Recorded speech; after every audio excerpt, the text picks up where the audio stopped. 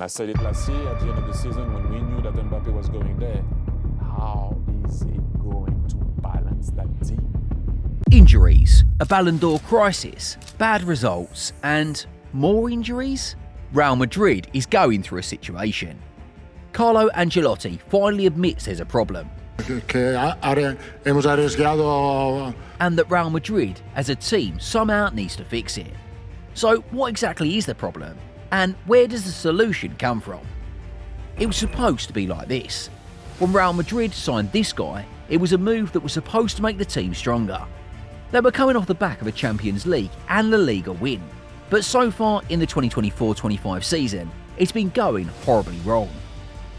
The defeat to AC Milan was the latest in a growing list of strange results for Real Madrid this season.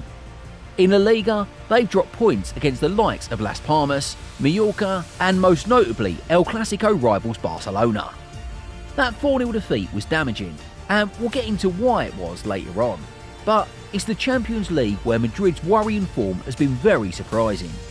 Defeats to AC Milan and Lille, they have 2 wins out of 2, and currently sit 18th in the current Champions League format, meaning if the competition was somehow to end now, Madrid would have to depend on winning a playoff tie to make it to the round of 16. They're the current champions. This doesn't add up at all. So, getting down to it properly, what's exactly going on with Los Blancos?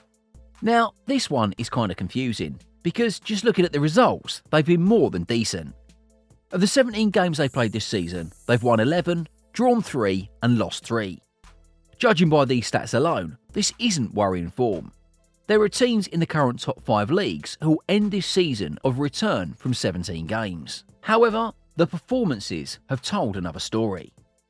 Using the 5-2 win versus Borussia Dortmund as an example, Real Madrid has been a team that had largely depended on individual results this season. It's also meant that when the superstars like Vinicius Jr. or Kylian Mbappé aren't on show or misfiring, they're struggling to effectively see out teams. Usually, when teams with individual superstars fail to perform, that's when you expect the team to play as a unit and grind results or see out the game. The tactics should come into play basically.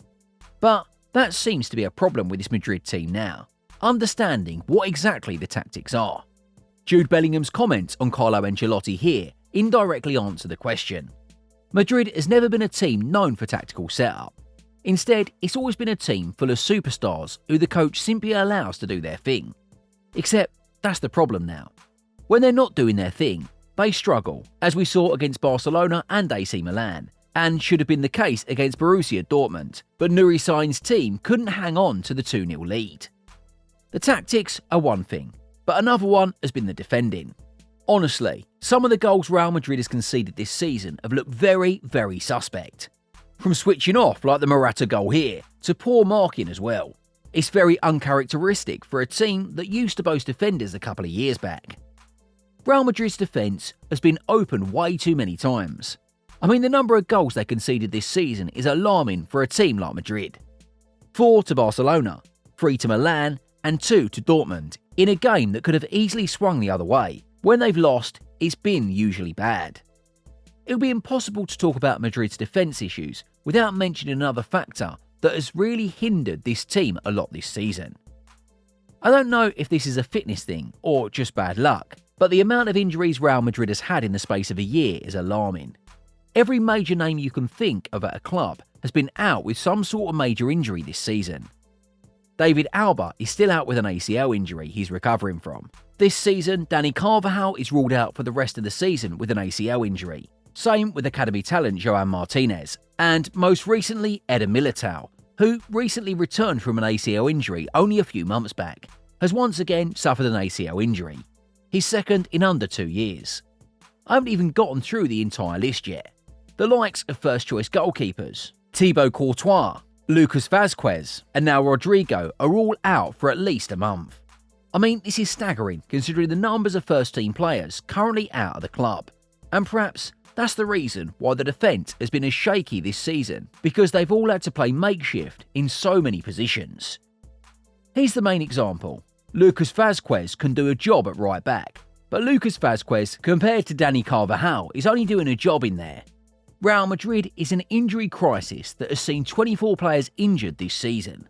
That's mind-blowing. While we're missing a lot of players for injury, they're also missing someone who used to dictate the tempo of the team. Just listening to Modric complain about the midfield in the match against Milan, you just feel like if this guy was around, it could very well have been a different story.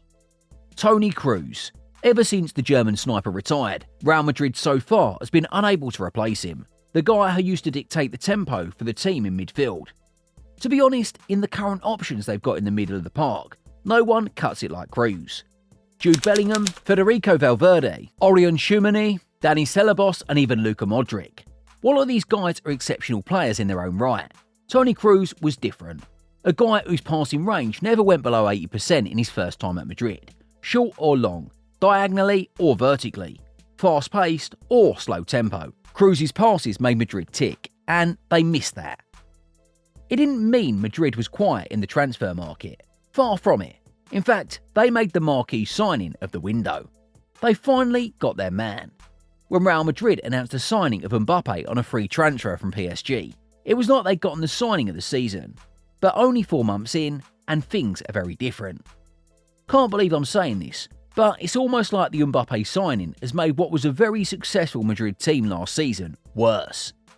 Here's the thing, with Madrid chasing Mbappé for over 2 years, they finally got him. But during that chasing period, it's like they forgot to factor in where he was actually going to play. Ancelotti's response in the Mikel Obi-Wan podcast says a lot. It was almost as if this would be a case of getting the guy and just making him play across the front line. And so far, it hasn't exactly worked. It's affecting a couple of players too, a perfect example being this guy. November 2023. Bellingham was so far ahead that he was already being tipped as the early favourite to win the Ballon d'Or. He recently just bagged his first goal of the season in the 4-0 win versus Osasuna. For context, Real Madrid has played 18 games this season. The drop-off has been incredible, and it's not that hard trying to understand why. Before we get into it though, if you haven't subscribed to Pitch Hub yet, hit that button below so you never miss any updates of the latest videos. In the 2023-24 season, Real Madrid played in a 4-4-2 diamond system that allowed Bellingham to succeed.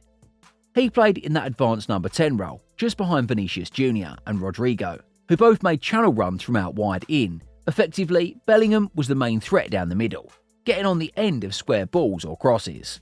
The point is, he played way closer to the goal. This season, however, with the arrival of Mbappé, Real Madrid has been forced to change tactics in a move to accommodate him.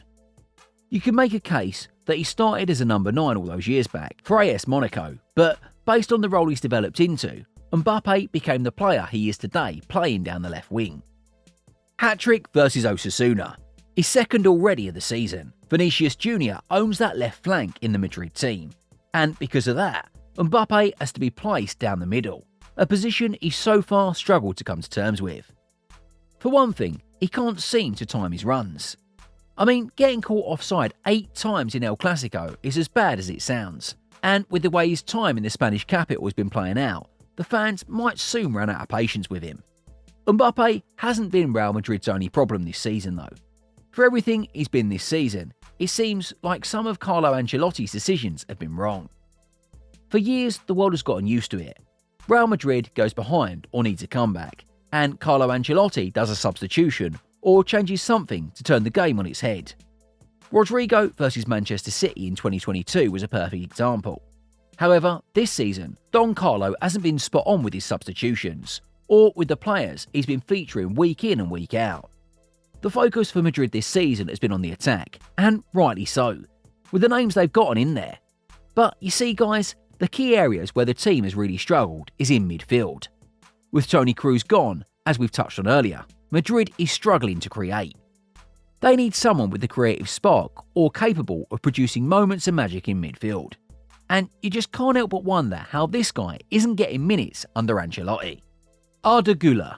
He's at the moment the closest thing Madrid has got to a technical solution in the team, and the lack of minutes he's gotten so far is surprising, not just him, but frankly everyone watching.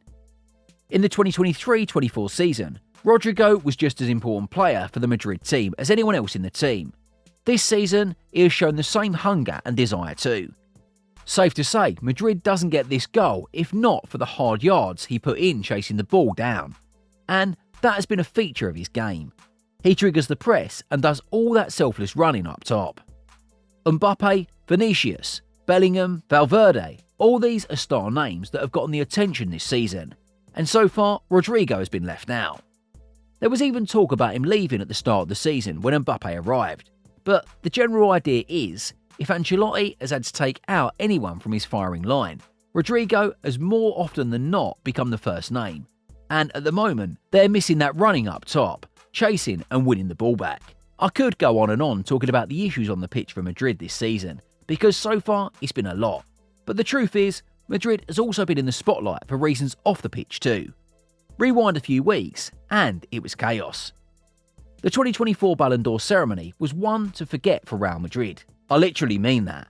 And that's because no one from the club showed up to the award ceremony. The saga was all over. Reports from journalists like Fabrizio Romano and news outlets like Marca covered it. Vinicius Jr. was supposedly in pole position to win the top award, the Ballon d'Or that is. But in the end, he lost out to Manchester City's Rodri. Now the problem here is that somehow Madrid got to know before the world that Vinny wasn't going to be the top name at the end of the show. And they became so intense with it that the club decided no one was going to attend. It wasn't just Vinicius Jr. getting nominated for an award. Carlo Ancelotti won the Coach of the Year award, and Kylian Mbappé was one half of the Gerd Müller trophy. 52 goals the season before, but as has been pointed out, no one came. A lot went down behind the scenes, but based on what we'd seen, this one left a very bad impression on both the players and the club. Why? This was coming off the back of that humiliating 4-0 defeat to Barcelona at the Bernabeu. Then the Ballon d'Or saga happened, and Madrid couldn't escape the negative press. When they did finally return to the pitch, they had the chance to make things stay low for a bit when they took on AC Milan in the Champions League at the Bernabeu, and they lost that 3-1. If you thought they were in a different position then, it got even worse after the Milan game. They had now lost back-to-back home games against proper teams, struggled in those games as well, but for missed chances, could have lost by even bigger scorelines. To say Madrid is struggling through would be a huge overstatement. A 4-0 win versus Osasuna suggests they might be on the return to winning ways. I mean, for everything we've said so far, they are still only 6 points off Barcelona in second place, and there are still a lot of games to be played as the season progresses. 11 wins, 3 draws, 3 defeats. This as a whole is more than decent form, and might even be termed impressive for some teams. But because it's Madrid, it all gets magnified. In the 4-0 win versus Osasuna, Vinicius bagged a hat-trick. Bellingham finally got on the score sheet. Good news. The downside would have been the triple injuries to Militao, Rodrigo and Lucas Vazquez, and the fact that Kylian Mbappé is still yet to discover his form. Real Madrid is a top club, and just like every other team in the game or the course of a season, will go through a rough patch. Carlo Ancelotti and his team are no strangers to this. For them though, it's all about how they bounce back, and you can expect a response from this team anytime soon. Ancelotti still believes his team can win La Liga and the Champions League this season, despite being behind in the two competitions. It's Madrid. With the amount of comebacks they've performed over the years, you wouldn't put it past them. Ancelotti knows his team has to perform soon, or else he could face a sack and become the second big managerial casualty this season. The first, it was in the red half of Manchester. Click on the next video to find out Manchester United's decision to finally sack Erik ten Hag.